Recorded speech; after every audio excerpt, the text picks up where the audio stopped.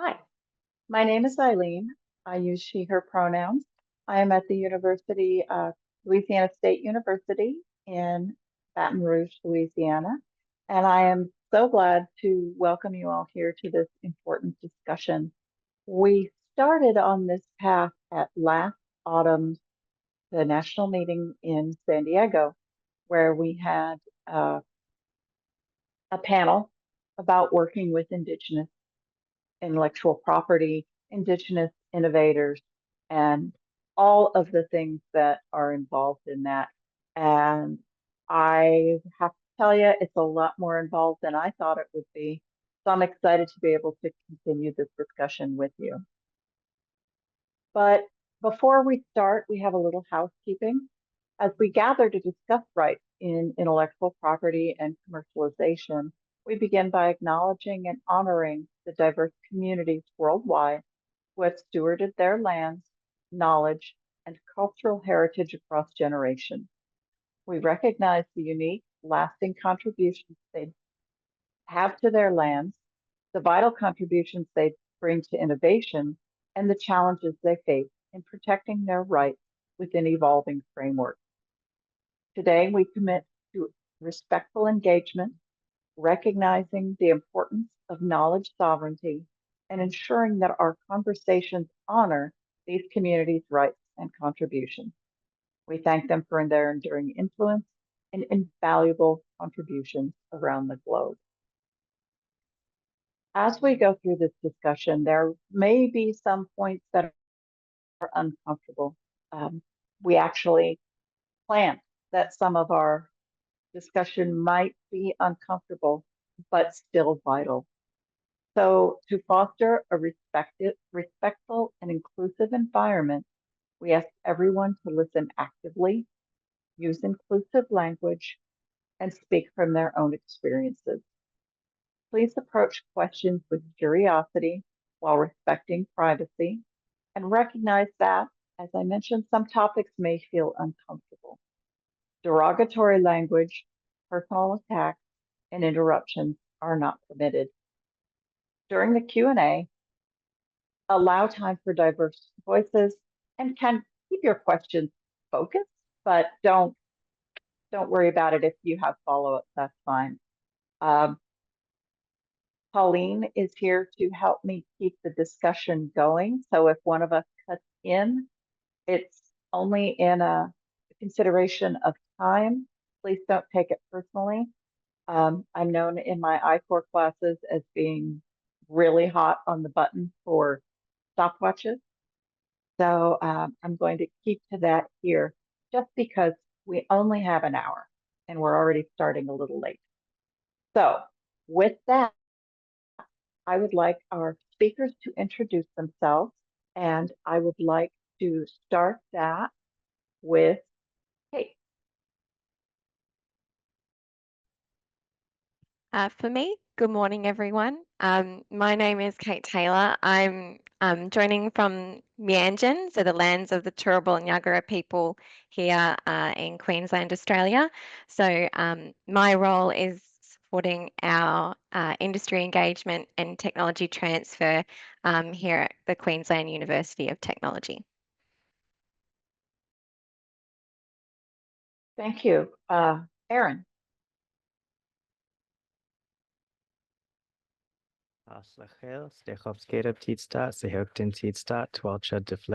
Good day, everybody. My name is Aaron Jones. I'm from the Tulalip tribes of Washington, just north of Seattle. And I'm a Natural and Cultural Resources Director for my tribe. It's good to be here, and thank you. Thank you. Jael. Hello to everyone. My name is Jael Whitney Brothers. I'm a member of the Choctaw Nation of Oklahoma, and I currently serve as the Assistant Director for the Honoring Nations program at the Harvard Project on Indigenous Governance and Development. Thank you. And Graham. Morning, everyone. Kia ora koutou katoa. My name is Graham Strong.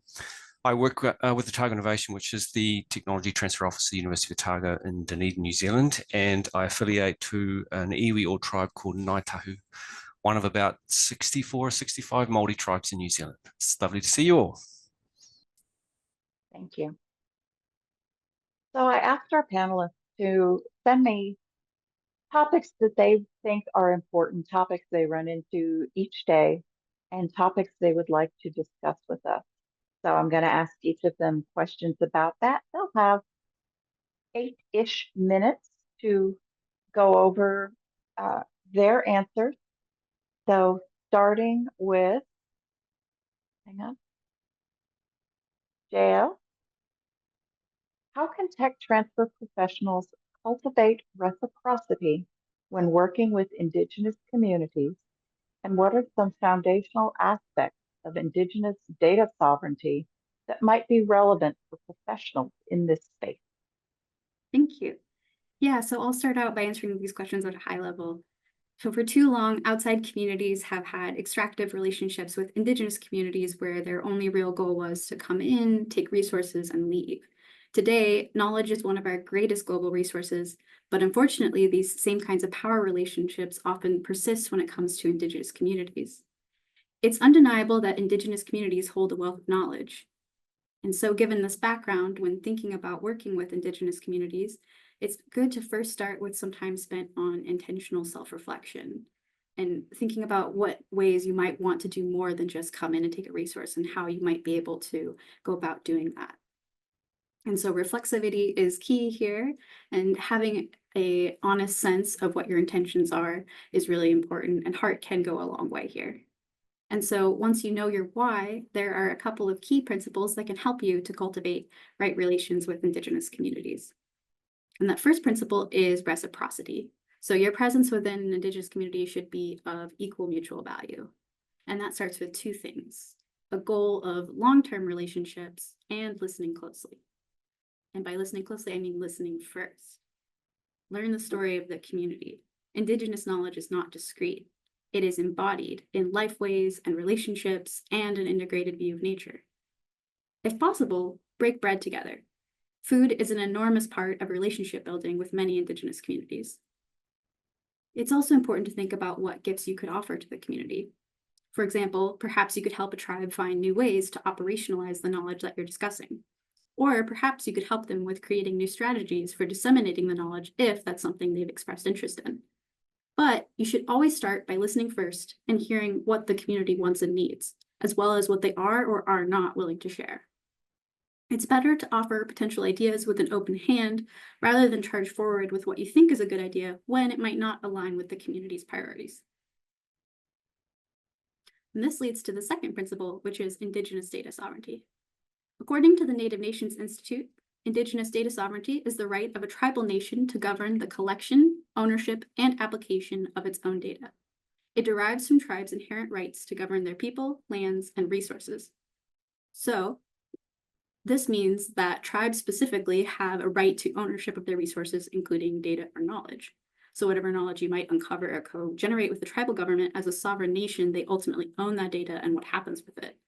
So free, prior, and informed consent, or FPIC, is a really helpful framework that I would recommend learning more about if you haven't already, if you want to start working with these principles.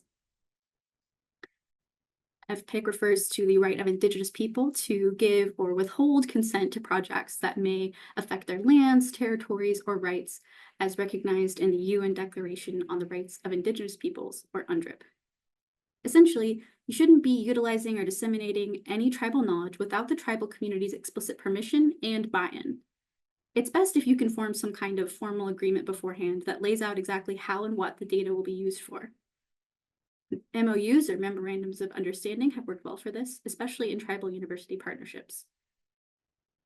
Indigenous data sovereignty is ultimately about boundaries, which are important for any healthy relationship. And so if you follow the principles of reciprocal long-term relationships where you listen first and Indigenous data sovereignty, you can cultivate integrity, which will go a long way to build trust, even if there are some communication bumps along the way. Thanks again for the opportunity to share.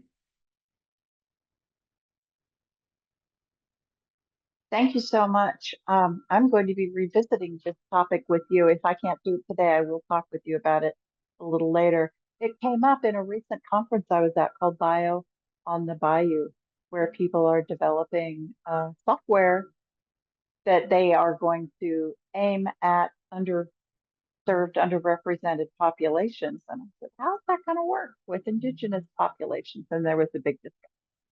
So we'll revisit that. Graham. Where did you go? Thank you. Good morning again, everyone.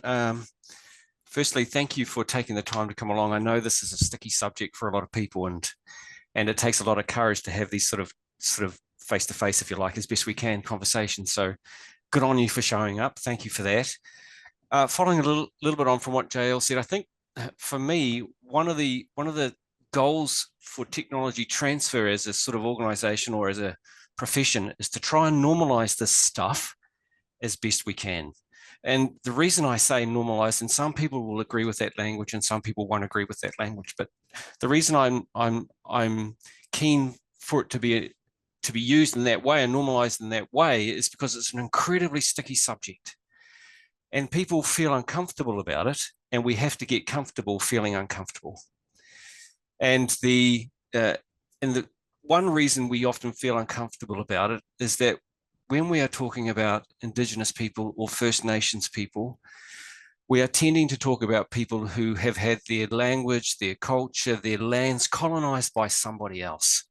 And that's always an uncomfortable subject to deal with. And the sooner we sort of start having, let's call them hard conversations, the sooner we can move on and the sooner we can do stuff together. And Jael is absolutely right in her comment around building long-term relationships. And I would add a twist to that if I could, is that each and every one of us in technology transfer work with people from all over the world every day. We work from people from North America, in our case, or South America, or Australasia, or Asia, or Europe. And for the most part, we're comfortable dealing with everyone from different cultures. And it is absolutely no different when dealing with First Nations people.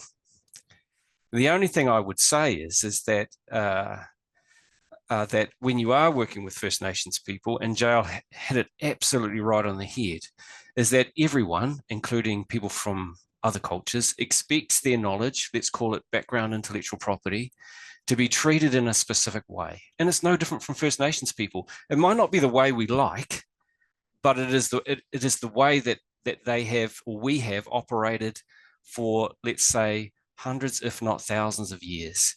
And all of that ancestral pull and push comes along with those conversations.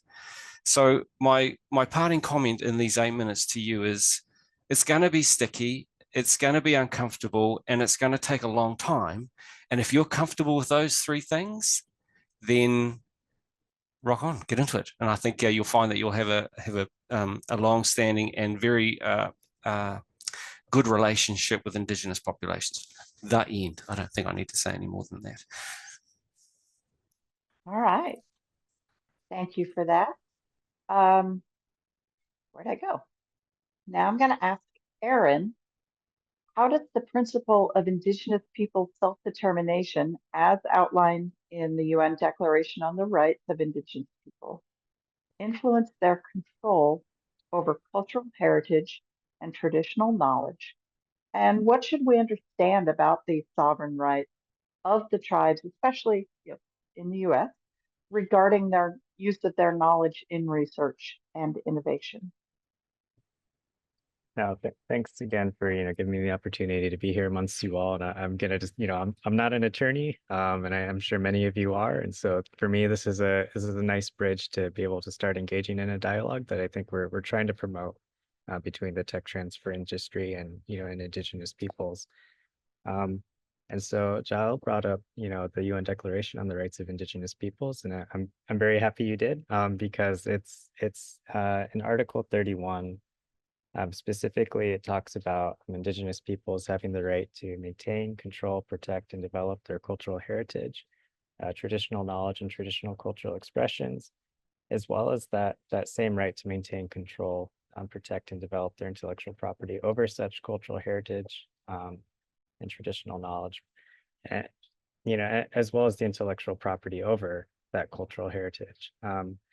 And so I guess it really goes down into, there's customary laws and protocols of Indigenous peoples that we govern collectively. It's not something that we have like a in general, like a written, prehistoric written document that says these are the rights as we assert them, or but to that extent with self-determination and sovereignty, we could, have tribal codes, we could have a constitution amongst our collective governance or control over our traditional knowledge to assert certain kind of rights that we want and protections we want over the usage of our knowledge or the usage of our genetic resources. And so, with that, I really just wanted to bring to this conversation that, following in line with the principles given about building those partnerships that we've already heard, it's also about just understanding that every Indigenous peoples have a distinct way of governing themselves. Not one Indigenous peoples is the same. And so it's important, just as Al said, to break bread. It's important to, also within breaking bread is learning, what's, going to be acceptable as it relates to, using research and innovation with certain Indigenous people's knowledge and finding a way to uplift them to being a partner in that knowledge versus having that, what we're used to with a lot of colonial background of being extracted from. And so I just hope that, through this dialogue, we start building that comfort to just have that conversation and have that willingness to have patience and time to develop, partnerships and develop understanding of how can we really make this work, between Indigenous peoples and the private sector, because I think that's a big hurdle that for a long time hasn't created a lot of examples and opportunities to showcase positive relationships, and I think it's a good time to start that. So I wanted to bring that up, and to the extent of really diving into self-determination, it is very unique to the peoples, and different ways that can be exercised, coming from my perspective at the Tulalip tribes. If we work with a local university, sometimes we try to find ways to use licensing agreements or access agreements as just a method of practice between how much can you access genetic resources that are important to us, and what would that licensing agreement be to use what you learned through the research to be published. And of course, through that pre-prior and informed consent that was brought up, part of that for us is just being able to review what the research says, so it's not misrepresenting our perspective or our knowledge, as well as not in a way misusing or abusing some form of narrative related to a plant that's important to us, or any kind of genetic resource. So I think with that, I'll just kind of leave it there and let the conversation continue. So thank you. Thank you, Aaron, and congratulations on your new position. I saw that Aaron has recently, he said that what he was doing, but that's new for him. So congratulations. Thank you. All right, Kate. Why is it essential for us as tech transfer professionals to upskill in areas like Indigenous knowledge engagement? And how can our efforts promote ethical practices, educate colleagues, and how can we reduce the burden on Indigenous staff? I can find my unmute. Yeah, and I just want to take a moment before I kind of answer that question to kind of share here in Australia and across the Torres Strait, there are at least 250 different languages, and I think there's this like tendency to homogenize, First Nations and Indigenous people's issues, and so I just wanted to like double down on your point, Aaron, of like everyone has their own ways of doing things. And Jael, the principles that you kind of laid out though are kind of consistent across the board. And I think that's what we kind of need to go back to, but also be really curious. So I'm a non-Indigenous person. And when I look back on when I started working more in this area, I have like a lot of shame because I'm like, oh, what did I not know? All these things, as you're learning. And I'm sure when I look back in another couple of years, I'll also be like mortified, but that's okay because I'm learning. And one of the things that I've been really lucky to have is some amazing Aboriginal men and women who have been very supportive on that journey, but they've also encouraged me to go and do my own work. And I think that's one of the things that I really wanted to share with this group, because if you're anything like me, and I think a lot of you may be, because you're in these kinds of roles, you like to talk to people, you like to learn, and you like to have those conversations. But that is a huge burden on these individuals who are already doing a lot for us. And so, probably the first thing I would encourage you to do is go and do your own work, read, listen to podcasts, go get training, do all of that work. Um, the knowledge and the understanding is there. Like, go and access it. And then, of course, be guided and seek counsel and be curious and self-reflect. But I think that's one of the really important things that I found moving into this space. You want to be an advocate, and you will make mistakes. But as I think if you're coming in with the right heart and you know your why, people will work through that with you across cultures. But one of the things I would say, whilst there are some things I'm very embarrassed about and I've learnt a lot, there are some things that I'm proud of. And I think one of the things that we need to remember as tech transfer professionals is we should always be doing what we should be doing, what's right, not what we have to do. And so there may be situations when you're part of conversations and you kind of go, hold on, I've got a bit of a red flag there. You know, where did you source that material from? Or have you actually thought about these issues? And having the courage to say, no, stop and pause. And make sure that you as an office or you as a research institution don't charge through and rush through things, and you take a moment, because I think there are lots of examples of perhaps unintentional use of rights, and you need to call it, pause it, and then keep doing the work. And so that's what I kind of mean when I talk about upskilling, making sure that you keep everyone, including yourself, accountable for even the small things that happen in your day to day, because they can have a really big impact long term. And think about your colleagues and your partners in all of these activities.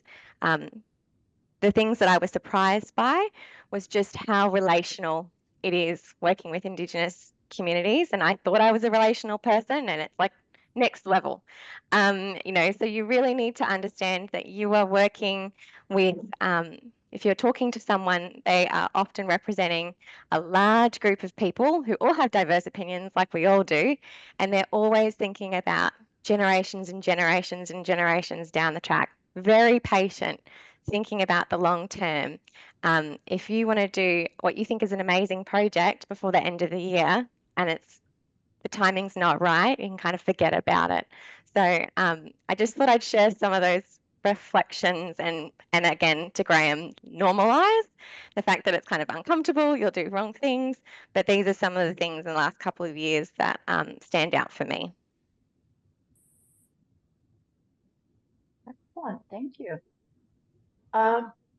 We have time for questions. I have a few that I would like to ask that I've prepared in advance, but if you are participating and you have a question for our panel, or you have an observation you'd like to make, feel free to come off mute. Raise your hand with the little hand raise button down at the bottom, put it in chat, and we will make sure that it gets addressed. But I have a question. Well, first off, I have an observation. What Kate was talking about, don't put it all on your Indigenous colleagues. Some of us may recognize that as the minority tax or cultural taxation that we run into when working with people of color in our offices, or people who identify as this or that, but they're the only ones. They end up shouldering all of the burden for being that group. at one point I was looking for a researcher to participate in a specific event I was doing. And I said, oh, you are my person of a specific group. And he said, yeah, I am the person of the specific group for the entire research department at this university. And I just couldn't ask him to do one more thing because he did all the things already. So keep that in mind. You want to work with your colleagues, but you also don't want to make it hard for them. Laureen, what would you like to add? Well, I'm joining from Jamaica. So I think a big part of the problem is the knowledge asymmetry that between the indigenous peoples and the tech transfer professionals. And because of that knowledge asymmetry, there, you know, it brings about a certain suspicion, because I mean, this whole traditional knowledge, indigenous knowledge thing has been going on for a long time. And I mean, there are stories abound about, you know, traditional knowledge being stolen and all of that. So, you know, it's to be able to, talk about the topic, and to give the indigenous people a level of comfort, because they feel so way behind in terms of knowledge where all of this is concerned. And I mean, I can speak to it, you know, I mean, we do have, you know, traditional knowledge, indigenous knowledge in Jamaica. And, you know, there have been stories about that. So, I don't know how you bridge the knowledge gap, but I know that is a huge problem, and that breeds other problems. You are absolutely correct.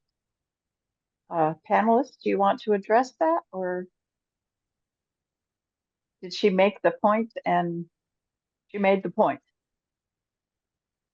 I'm happy to say something in response as well. If that's okay. Yeah, go ahead, Aaron. Thanks, Lorraine, for that comment. And you know, when it comes down to trying to understand, you know, get tribal leaders and tribal staff, whether it's through tribal government or other indigenous peoples, how they collectively organize, there is a lot of disconnect between access to the knowledge about intellectual property and the protections of the intellectual property, and even just different, you know, country domestic realities related to it.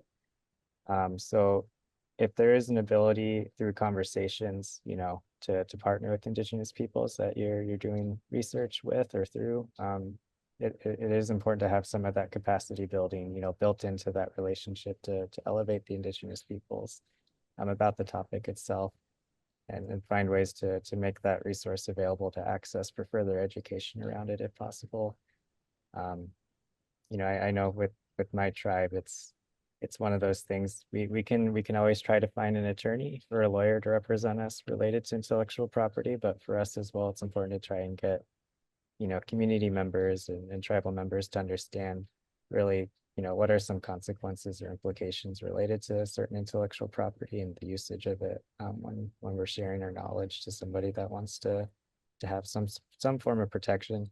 And just final point is it largely stems from, you know, in the early 1900s, late 1800s, we had, you know, anthropologists, or might be getting the profession wrong right now, but that came through and did a lot of, extractive, interviews and research and taking sacred items and cultural items. And so we have kind of a learned experience that, these people came through our communities, took a lot of things, and then they asserted some form of, copyright over their publications. So it is important to find that balance of capacity building, as a form of benefit sharing, possibly. So thank you.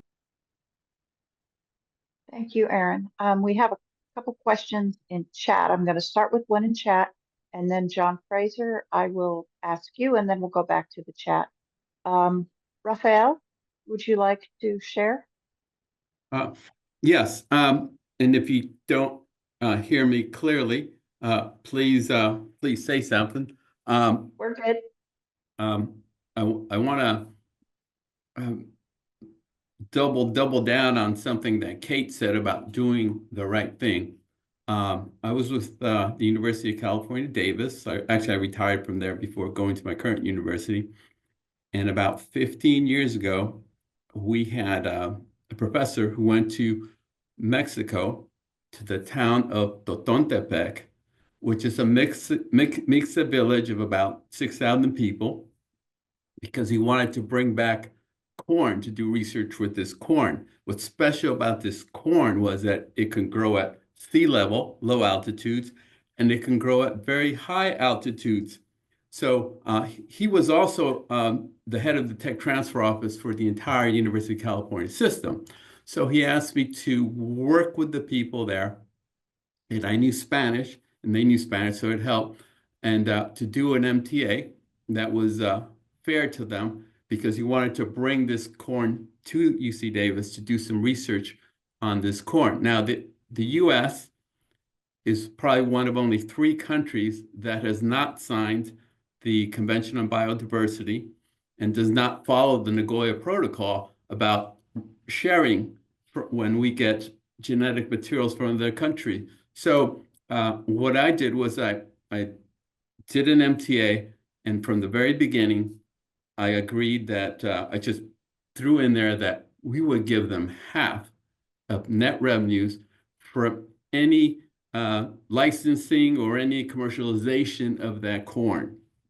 So the village elders met, and then they put it out to the village to vote on whether or not they would do this MTA with UC Davis. Now, probably our professor, if he wasn't ethical, he could have gone there, gotten the corn, brought it back, and we wouldn't have to give him anything, because we didn't sign the Convention on Biodiversity. So they voted to do the MTA, and he brought back the corn. And a couple of years later, probably about 3 or 4 years later, they did commercialize it and license the technology they commercialized from that corn to a company, and we did share half of the net revenues. But and sometimes it takes a little bit of guts to do that, because I start off from the very beginning, you guys get half. That was great. And I'm guessing it set a precedent in your department. I think it did, yes. I think it did, yes. And I think it also helps to have, like, I'm part Mayan from Guatemala. I think it helps to have folks who have not just indigenous knowledge, but also folks who are indigenous in the tech transfer office who could understand these kind of things, Yep. Yep. And that leads to a whole nother discussion about diversity and hiring practices that will be addressed at some other time, I'm sure. Thank you. Okay. John Fraser. Thank you, Eileen. A couple of comments. I'm very intrigued that the most knowledgeable and potentially committed are half my age. Okay, I think that's very encouraging, first of all. Secondly, I'm a native-born Canadian, and I want to make a remark to everybody that different tribes have different degrees of sophistication. Okay, I dealt with a group in Northern Ontario, and they were capacity building in the entrepreneurship area, and they were handling snowmobile franchises. Another group in Calgary, to tell you the long term, they had spent 35 years dealing with the national government of Canada to retain mineral rights to the land, which was, quote, theirs and which became part of the reservation. Patiently, they wore the Canadian government down. Their timing was perfect. They then built the entrepreneurial capacity. They sent many of their kids to sophisticated law schools in New York and California, brought them back. So they were able to sit down with the wildcatters drilling oil in Calgary, and there was no wool being pulled over anybody's eyes. Okay, they were very understanding of what was going on. We tech transfer people in our daily life are used to dealing with corporations and bureaucracies, our own. And there's a lot of pushing and shoving going on, okay? We have to step back and realize that is absolutely anathema to the way that we have to approach others with sacred knowledge, particularly in such, I think it's like almost wooing a marriage partner, okay? Long-term, careful approach, backing off understanding, engagement of what you want to do long-term, making a series of smaller and growing commitments, and then being serious. And then the hard work begins, because it's a longer-term relationship. You've got to be there and understanding to overcome problems that nobody had anticipated. So that's another issue. I had a project in the Philippines a decade or so ago.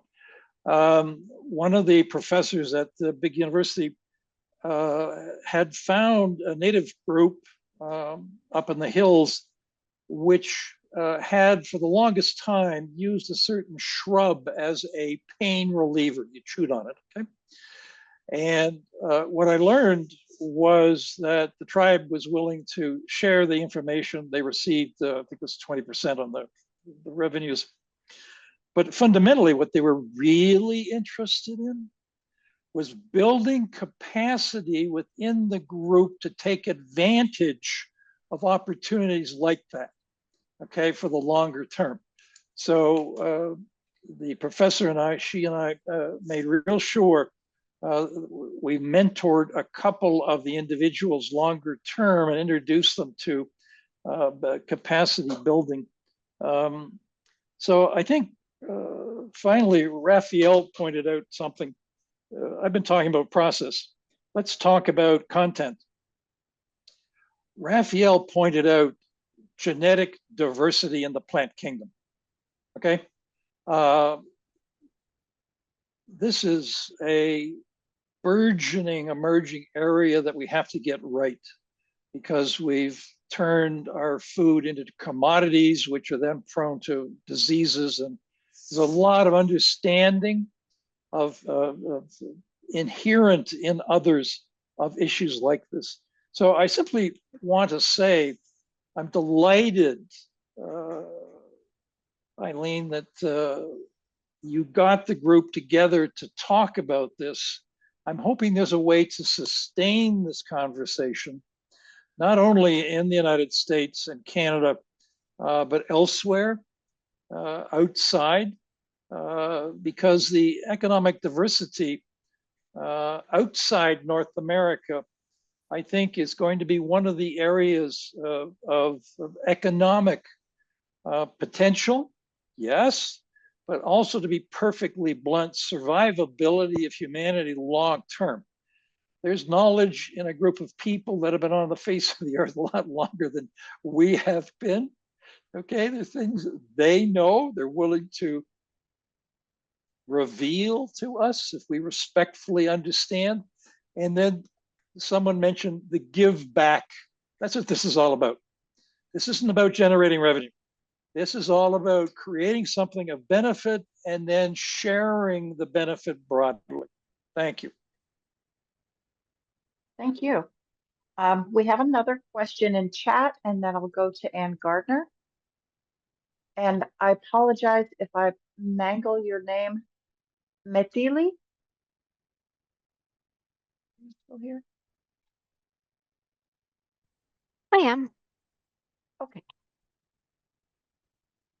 Hello, and thanks everyone for your thoughts, and thanks Autumn for putting this together. Really, really valuable information. My question is, how can we ensure that Indigenous communities benefit equitably from any commercialization of their traditional knowledge?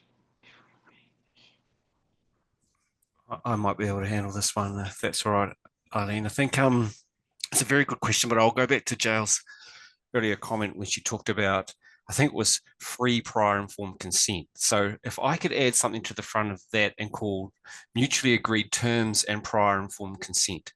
So if you want to ensure something is equitable with an Indigenous community, then putting in place an access and benefit share agreement with that community, which includes prior informed consent to access of materials, whether it's traditional knowledge in some form or genetic material, and then mutually agreed terms on how the benefits of that relationship might work. I'll add this comment just following on from that and from what John had said previously and Kate had alluded to. In our experience, we find that Indigenous communities value, let's call it the non-financial contributions from universities, etc., than they would the financial ones. And the reasons for that is that I'm sure we're all well aware, when you commercialize something, you hope it's tomorrow, but it's not. And it takes an incredibly long time. But whereas universities are uniquely placed to be able to provide training and skills and all those sorts of things that these communities might be able to have access to, that they wouldn't necessarily get on their own. Because why? They're under-resourced to do it, as Kate alluded to. So really, if you want to have a good relationship with the Indigenous community, it not only comes down to listening to what they want to do, but and how you might work together, but how the benefits of that partnership or project or whatever it might be shared. And I would encourage people to think about the non-financial contributions you could make. So for example, our university has the only dental school in the country. Well, when you're talking about oral health, it's important for Māori people. So, you know, it's of no surprise that we would encourage our senior researchers and clinicians to go around and engage with Māori people, and when we're putting in these sort of access and benefit share agreements. So that's just an example of how your university might be able to provide quick and meaningful contribution, and whether or and if the financial contribution ever or does not come. Does that answer your question okay? Can I build on that for a moment? I just wanted to reflect. So in my experience, what do tech transfer people like to do? Make deals. What do they not like to do? Comply, like deal with compliance of the agreement. And that is super important. And so whilst you definitely need to have that, you know, mutually agreed, free, prior, and informed consent. Oh gosh, the acronym's going to get long. You also need ongoing consent. And so you need to make sure that that's built in, and that you document how you can use that knowledge, and that you keep engaging with those communities. So I think it's great to kind of, you know, we can build our good practice up front, but it also needs to be carried through. And that means that we need to be much better at doing that kind of ongoing work as well as the upfront, because it's great if it starts off well, but if you kind of ignore it, or it hasn't been well documented, or you want to use it for a different purpose and you didn't go and get that permission, there goes the trust in a day. So I would just add that in. It's not just upfront an agreement, sign and done. It needs to be ongoing. Can I I like that point, and just to sort of add on to that, I think it's ongoing equitably as well. Something that might have been equitable in the past may not continue to be equitable. So revisiting that, I think, is important. Can I add one quick thing to this too? I really appreciated the two answers as well. You know, depending on, I think, the just so in the US at least, or in Washington State, we have if I were to work with some of the state universities, they might have disclosure, public disclosure obligations.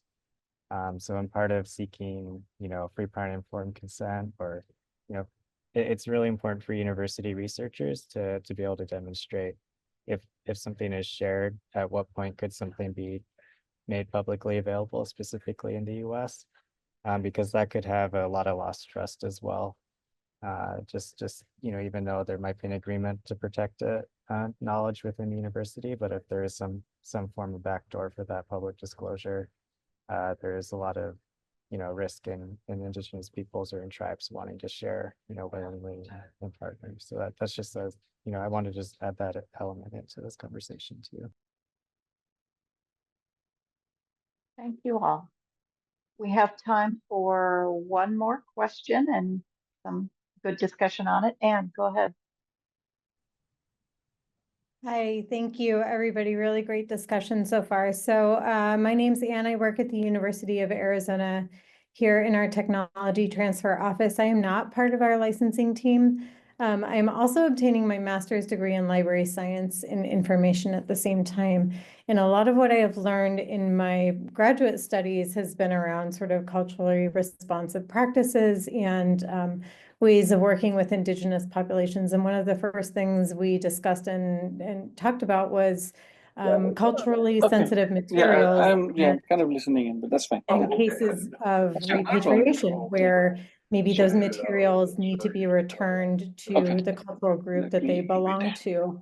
And in thinking about technology transfer and, the idea of intellectual property around things, maybe around stolen knowledge, for example, like a pharmaceutical company that has a patent on a drug that came from indigenous knowledge. My question really is kind of around how are there cases where repatriation of indigenous knowledge is involved with tech transfer? How would this happen? How does that happen?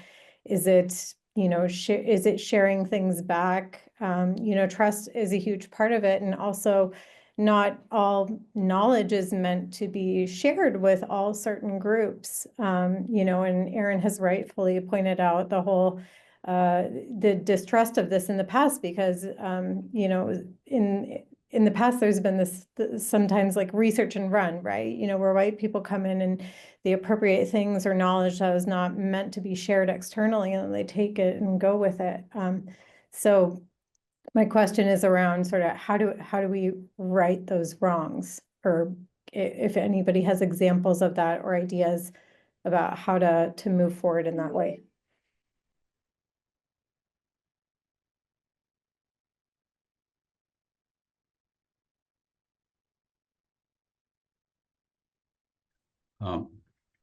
I don't know if this is a way of trying to right the wrong, but one of the things that we did at UC Davis for developing countries, if any technology came out of that, we would give companies in those countries a non-exclusive royalty-free, fully paid up license to practice that technology in their country. Because for one example was that we were developing some kind of I think it was sorghum that will grow in salt water, and our researcher event came up with a way where it will grow in salt water. We shared it with that country.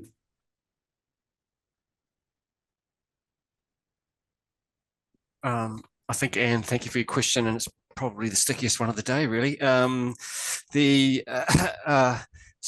to answer it a little bit, one, don't be afraid to put terms into contracts and discussions with your Indigenous partners to be able to say how the transfer of materials might come back to the Indigenous population. I think it's important to bear in mind, and I don't think researchers grasp this very well, and I can't speak for other cultures, but I can certainly speak for the Māori culture. So in the Māori culture, we have a duty of care for plants, animals, etc. We'll keep it at that level, but that duty of care extends beyond what you might expect.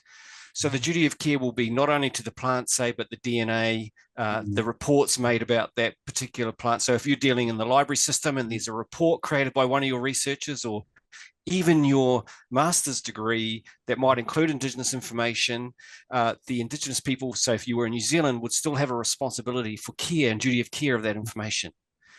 Even down to papers that academics might write. Now, is it standard practice? Of course not. Not by any stretch. But if it's in a commercial exchange between, say, the Technology Transfer Office, the Indigenous population, and a commercial partner, then I would contract in what the expectation is around returning of materials if something doesn't happen. And then that way, there's a, let's call it, a legal redress, chain of title, duty of care that can be incorporated into it. And the Indigenous people will tell you what it will look like. I'm not confident, based on what everyone has said, and they're right, that nearly every Indigenous people and even tribes within those Indigenous populations will treat everything differently, that there will be a standard template you can flick up somewhere that helps solve that question. I doubt that exists. So it really comes down to the people you're talking to. Does that sound like a cop-out? Probably does, but it's probably as best I can do at this stage, unless someone else has got something better to add, I think. Hopefully that's helpful. Yeah, it does. Well, and every case is very specific, right? Every group is different, specific, has different needs, requirements. One quick example, if I may, that I've heard, recently, there's certain organizations that have been trying to build capacity building for documentation of knowledge from youth to be able to videotape their elders, and then all that technology is transferred to the Indigenous peoples, and then what they end up doing is they'll do all their interviews themselves, and then they'll be able to collectively hold all the recordings and all the interviews, and then they get to decide what are they handing out publicly. And if there's ways to kind of emulate a model similar to that, I think in terms of reciprocity, that one that builds capacity, but two that also empowers or promotes that self-determination of how do we keep information internal, so it's not just running out the door right away, but then there's that thought process, or being able to follow customary laws or protocols to decide, yeah, we're okay with this going out to the to our greater community, because at least in Tulalip, we see ourselves as our own community, but then we have our neighbors right outside a reservation that we have to care for as well, or else if they're not doing well, it'll have that domino effect if we're not doing well too. But so I think it's a really great question, and like Graham said, there's the cop-out answer, but at the same time, it's real. How does it work for each individual Indigenous peoples? And that brings us to top of the hour. This was a great discussion. If you would like to continue it with us, please attend the autumn meeting in March in Washington, D.C. We will have the Indigenous Intellectual Property panel on Wednesday morning. There will be more information about that as soon as we write it. I would also like to direct your look at the chat, because if you can't get enough of Graham Strong, and honestly, none of us can, he and Lisa Mueller sat down for Autumn on the Air to discuss Indigenous rights. So please check out, there's links to that. If you don't want to link to it right now, check out the Autumn website or the Autumn LinkedIn page, where there are links to the most recent podcast. We will be getting the recording posted, and we're going to see about the summary, and if we can make that work, we'll send it to all the registrants. If you have any other questions, please feel free to reach out to me. I am adingus at lsu.edu, or you can reach out to any of the Autumn EDI committee members, or there is the Autumn Diversity SIG, Special Interest Group. If you're not involved with the Special Interest Group on the Autumn website, I highly recommend it. There is a forum for everybody, and we love to have our discussions go on that way. And with that, I will bid you adieu. and have a great evenings, mornings, wherever you are found on the globe. And I look forward to seeing all of you at Autumn in Washington in March. Thank you. Thank you all. Best regards, everybody. Thank you. Thank you.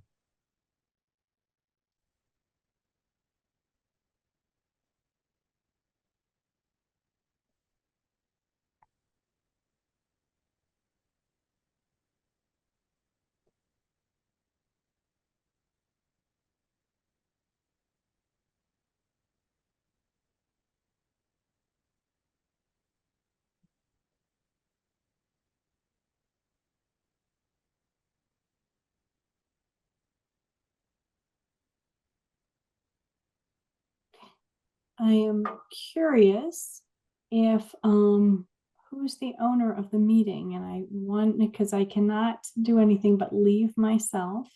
I cannot shut down these things, so I'm sorry that I can't do that. But thank you all, our speakers. What a great experience that was. Thank you all. It was a Really great well. discussion. that was really amazing, everyone. Really wonderful. So cool to have everybody from all across the globe tonight too. Really powerful. Thank you so much. All right. Yeah, Thank you, Joy, great. for attending too. All great, good stuff.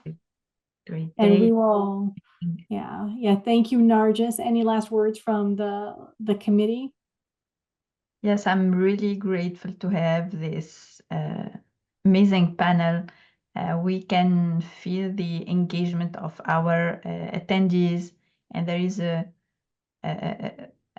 interest, really an interest about the issues that one may encounter, and the how to say, I'm losing my word, and they wanted to do it right. So that's the most important thing. And thanks for encouraging them to feel uncomfortable. I like your quote here, Graham. It's okay to feel uncomfortable. Oh my gosh. It get out. So thanks so much. You're welcome. It's really, I think it's really helpful.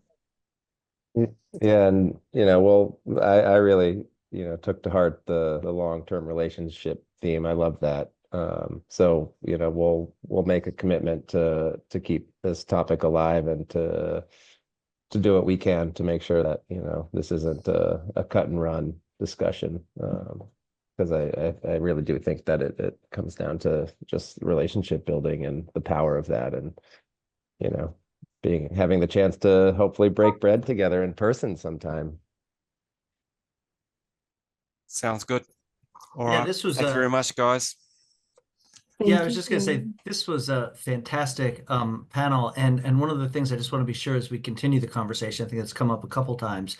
And so one of the things I just wanted to drop into the chat is over the years, Autumn has compiled a couple of, we call them 9 points of, in this case, what to consider when licensing university technology. And so just the notes I was taking and what I'll see in the transcript, you guys had a ton of these great points on what to do when discussing this type of intellectual property transfer. So, excuse me, I wonder if it would be valuable to kind of continue this conversation with maybe the goal of coming up with a similar types of 9 points, 10 points, doesn't matter. Someone had mentioned, we can't come up with a template, it's too different, but there are some key themes that you mentioned that are very different than a university industry engagement that I think might be valuable. So I just want to put that bug in everybody's ear. I know it's super early or super late, depending where you are. So I just wanted to mention that as maybe a potential follow-up. Thank you, Stephen. So we can bring that up in our next EDI committee. Definitely, yes. Great idea. I just wanted to thank my co-panelists, those that are left. You're brilliant, and I always learn. You're like, it's amazing. I also had a suggestion, and you take it or leave it. But at the end, Aaron did talk a bit about self-determination. And I was just talking before this panel, we were talking about keeping it at an entry level. I would love to unpack what that means and really tease into it, because I think it's one of those terms that you can kind of get a bit too familiar with, and you don't kind of understand really what's being said when people are asking for self-determination. So it's just a suggestion, but I think like that's actually something that could be really teased out and just kind of take the understanding to the next level. I know I'd get a lot out of it. Good on you, Kate. It's hard to keep up with your energy, I have to say. So it's good to have that there. I think just one point here, just going from Steve's comment, and I don't know whether this is valuable or not, I'll let you decide. But interestingly for us, and we have this conversation a lot, is that the question I think for TTOs have to ask themselves, the very first thing they have to ask themselves is this really, is that, are you prepared to commit time, money, and energy into building relationships with Indigenous people without the expectation of any commercial return? If the answer is no, don't do it. If the answer is yes, then do it. That's the very first question, because I think just building on Kate's point, is what people do is they see something like this, and let's be honest, this is a hot, trendy topic right now, and lots of people are getting their heads around it. But actually, on a practical level, at a university or TTO level, if you are not prepared to make those commitments, even if you're involved in economic development, it's the same question. If you're not prepared to make that commitment to put time, money, and energy without any transaction at all, don't do it. Because what will happen is somewhere along the line, as Kate said earlier, talking about the long-term relationship stuff, people will drop off and realize that you're not genuine, and the trust will be broken, and that's it. And like any cafe you go to, you're only as good as your last sandwich, aren't you? Really. So that's the same thing here. You can have a relationship for a very long time, but one mistake, one very serious mistake, and it's all over. I'll leave it at that. I think Kate's agreeing with me. Oh, too real, Graham. Just don't do it. You'll do more harm than good. I think that's a really important point. Yeah. All right. Thanks, everybody. Cheers, guys. Everyone, have a good day. See you later.